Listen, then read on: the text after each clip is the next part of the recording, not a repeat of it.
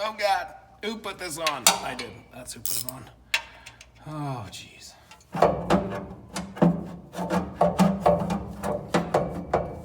What am I hitting? What am I? Oil on my hair. Son of a. What idiot put this on so tight? And then you're like, oh, I'm that idiot. Well, how about you just stay up there? When I didn't want you to stay up there, then you were stuck. But now that I'm trying to make clearance for you, all of a sudden, that's probably not ideal. Well, I don't think that's supposed to come out that easy. So, maybe it's a good thing. Just dripping oil all over myself. I thought all the oil was out. Now all the oil's not out.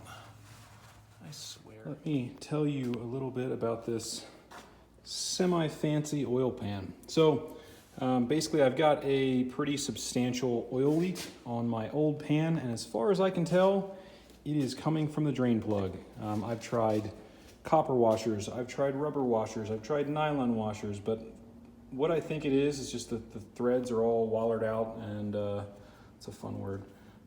It's just leaking from the threads. So the other thing is it's the stock capacity pan. I think it's 4 quarts. So I picked this one off of Summit Racing. It's got a crank scraper. It's got a windage tray, little flappy cold door down here. Hello.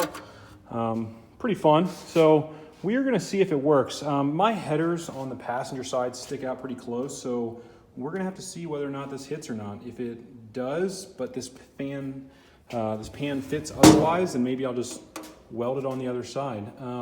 We shall see. But in addition to that, let's see what else does it have. You've got your little threaded connection here, so you can put your custom dipstick in. So I'm gonna jack the truck up, get under there, and see if this is gonna hit. Hopefully it won't.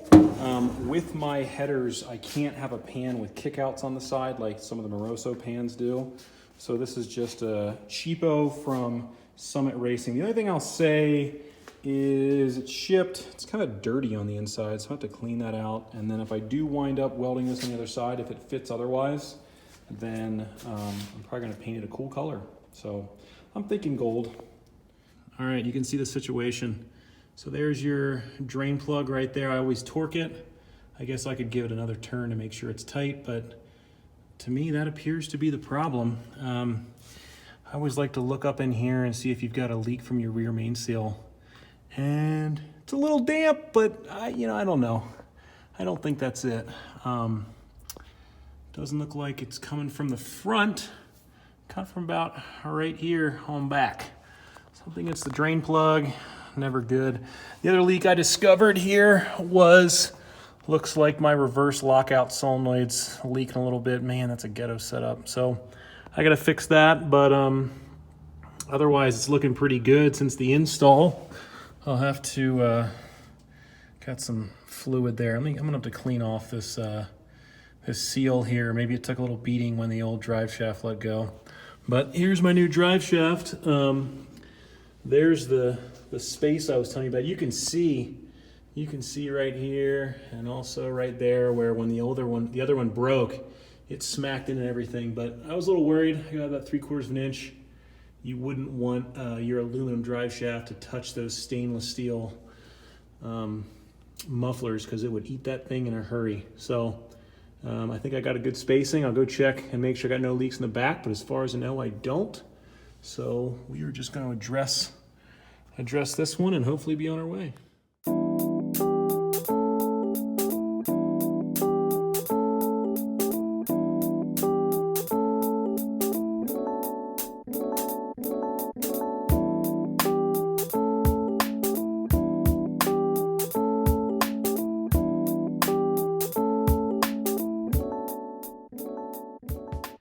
Okay, so this one doesn't always work. And a lot of times the clamp is just too big, but in a pinch, sometimes you can use a C-clamp and pinch your oil filter. If you're like me and you accidentally put it on too far or too tight. I think you're supposed to put them on until they touch in like another 1/2 or 3/4 of a turn. I'm always like, yeah, but what's another half turn? And then I fight it on the back end. So you can use a C-clamp, put it on there, and then just grab the C-clamp, and it gives you a little more leverage, you know, kind of like so. Let's see. Well, now I hit the pan. So I was only able to break it loose, but now I'm hitting the pan here. So we'll see if that works. Okay, so I was trying to keep the oil filter, I should say. I was trying to keep the oil filter on when I did this, just so I wouldn't lose any, because it's gonna hold about a quart. So I'm just gonna make sure I put a full quart in, so when I do this and put everything back on, that I correctly put enough oil in it so I can mark the dipstick, because I'm gonna guess that the dipstick is not gonna read accurate. So, oh, this is fun. Okay. It's the part where I drip oil on my head. I can feel it. Make sure you take your drain plug. Man, I can't speak today. Got mush mouth. Make sure you take your dipstick out. Otherwise, your oil pan won't drop down. You'll sit there fighting it. Oh, man.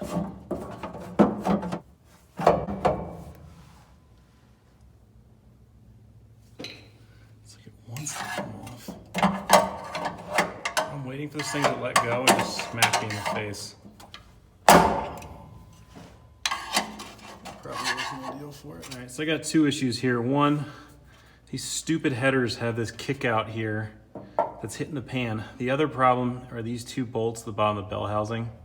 They're not letting me get this off, because normally you don't have all these bolts like this, and the thickness isn't there. They're not grade 8 with lock nuts and everything. So, you know, I've been thinking about changing. Oh man, I've been thinking about changing these headers. After doing some more research, it honestly looks like they're a little bit undersized for the application. Oh God, who put this on? I did. That's who put it on. Oh jeez, what a fun day. What? Oh God, of course it's gonna spin. Why would it not spin? Who did this? Oh, don't you love that? When you're the one who did it and you're just like, what idiot put this on so tight? And then you're like, oh, I'm that idiot. Yeah, it's one of these times. Okay, well, how about you just stay up there? When I didn't want you to stay up there, then you were stuck. But now that I'm trying to make clearance for you, all of a sudden, man, I can slow that down. I am a professional at dodging things falling at my face. I feel like that is one of the benefits of working on cars, is you get really good at dodging projectiles and being, oh, Jesus, it's literally ever so slightly off. Oh, jeez Louise. Okay, is that really what they want me to use? An oil pump pickup looks totally different than what I had before. Don't know how I feel about that.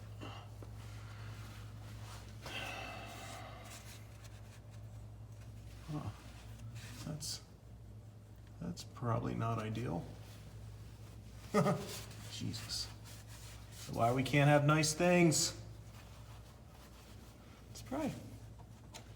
Well, I don't think that's supposed to come out that easy. So, maybe it's a good thing. I'm just dripping oil all over myself. I thought all the oil was out. Now all the oil's not out. I swear.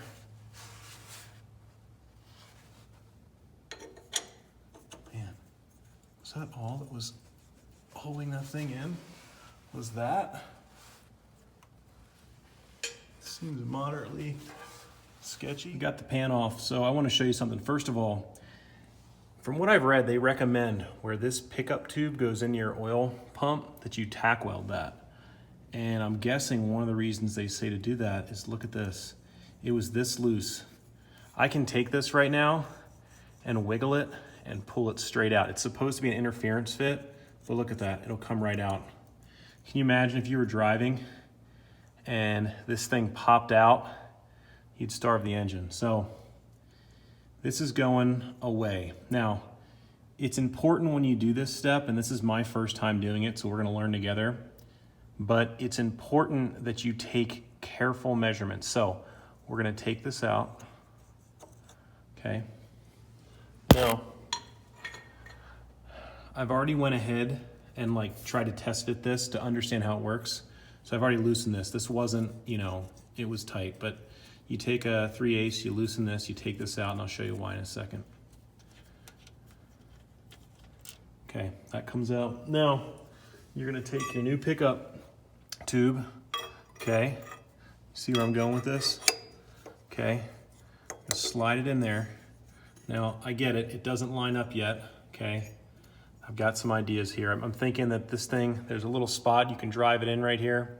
Thinking I can drive it in and get it to line up. Worst case, I can weld an extension on here, but what's gonna wind up happening is you push this in and then it comes with spacers and you can actually space this. Now, unfortunately, you know, you space it too much, it's no longer flat. So you kind of want to try and keep it so it's flat, but that allows you to space this a little bit. And then you put the new bolt they give you right through there, it holds it in place. I would recommend coming back with a welder and just giving it a little tack weld right there. It's probably what I'm gonna do. So that's how that goes in. Next thing we'll talk about is the height. And like I said, this is where I hope you got like a C in math, you know, when you were in middle school, because you got to do a little bit of add and subtract. What's crucial is you want to measure from the face of this flat face right here to this surface, okay?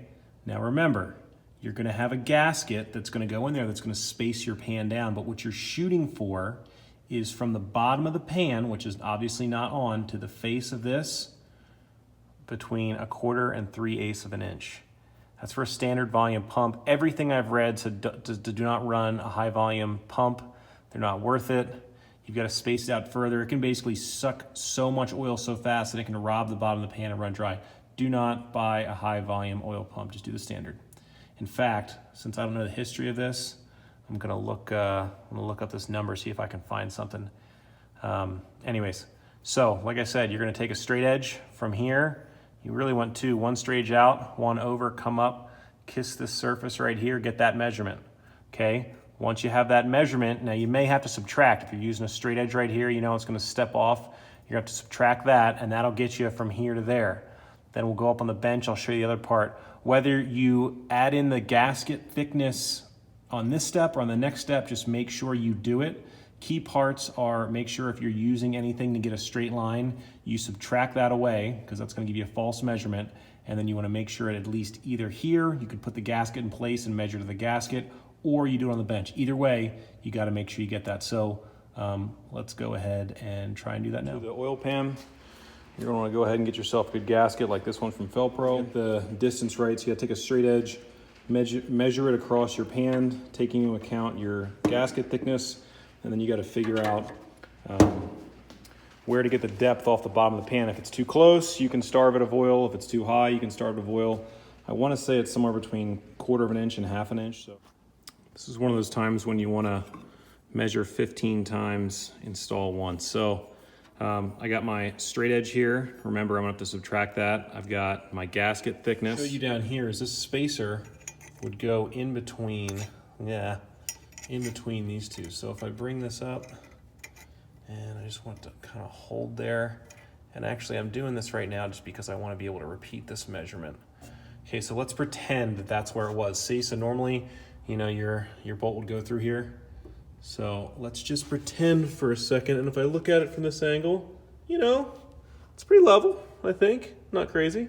So we're just gonna take that measurement one more time to be extra safe. So I did it for the last time. Here's the math. I put 8 3/16 as the distance from here down. Depending on how I do it, I get between 8 3/16 and 8 5/32. So I'm calling it, you know, right around there. Subtract this from this, you get 0.4375. We know that that is the correct spacer because that's in between that gap that we want. So that's the one we'll use. One bolt should be all that's holding it on. All right, go ahead and loosen that up, pull this off. One bolt out, the whole assembly should slide free. It'll look like this.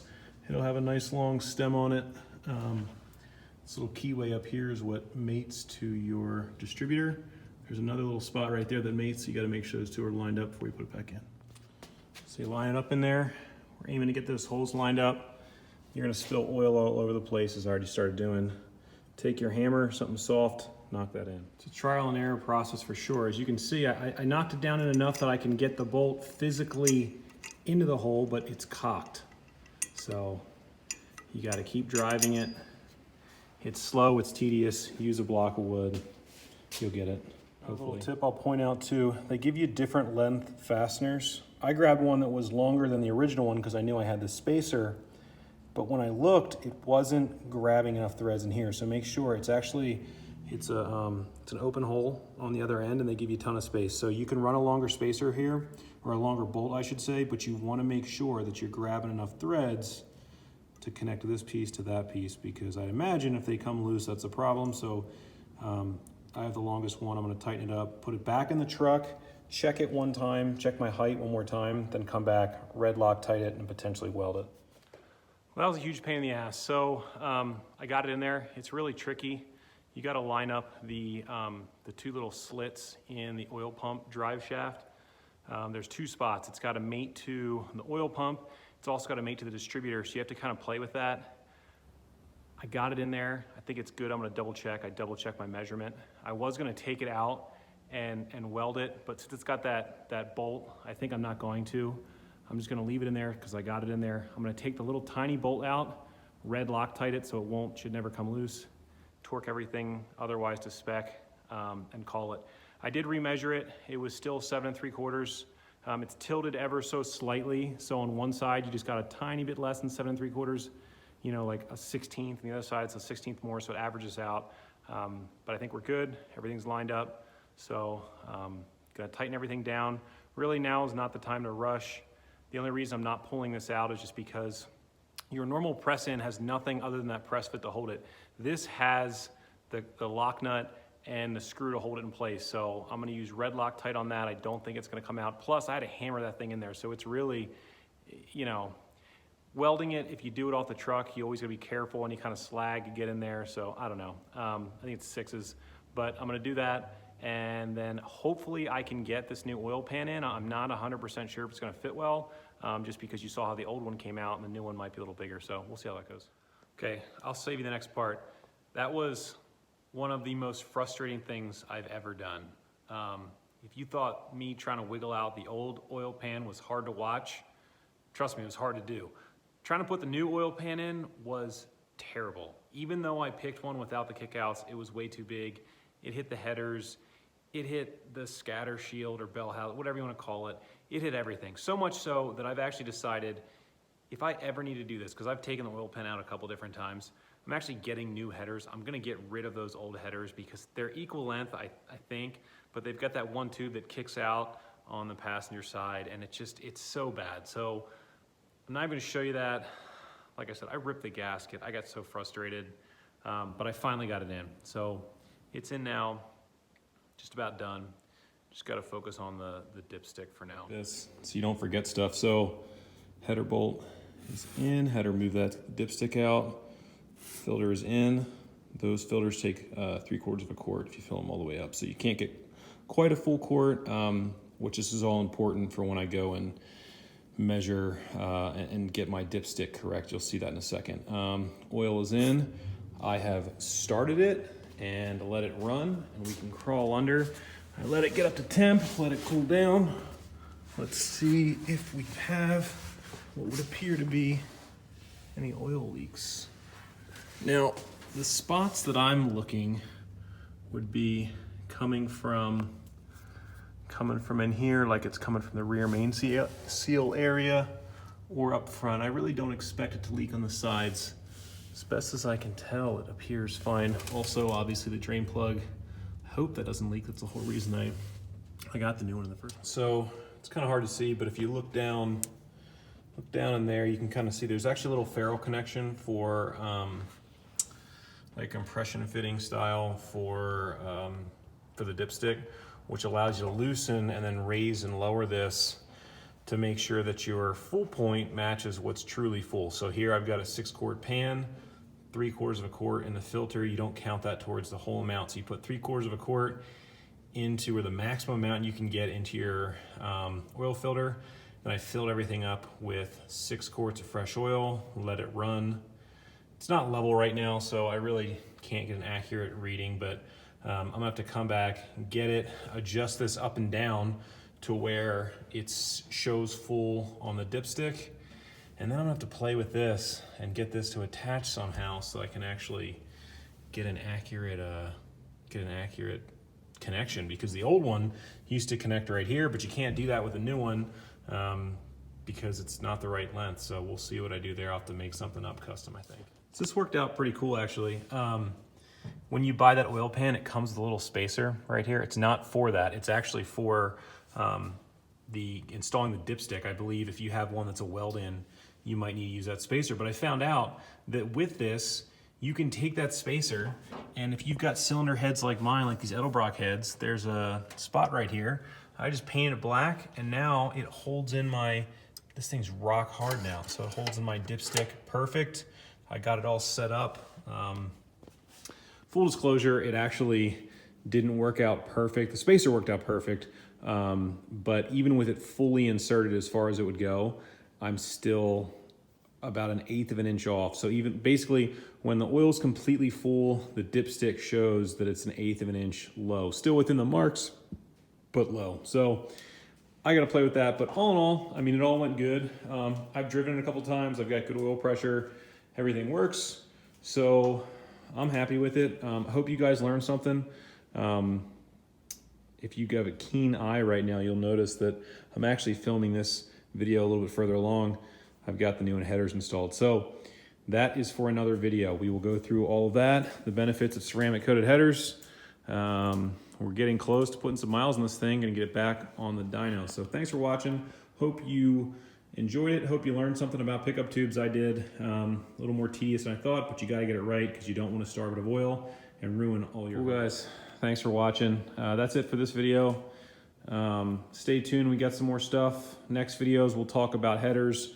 We'll talk about wheels and tires. We'll do some drive and get this thing broken in, get it back on the dyno, and see what the final tune yields. All right, guys, have a good one.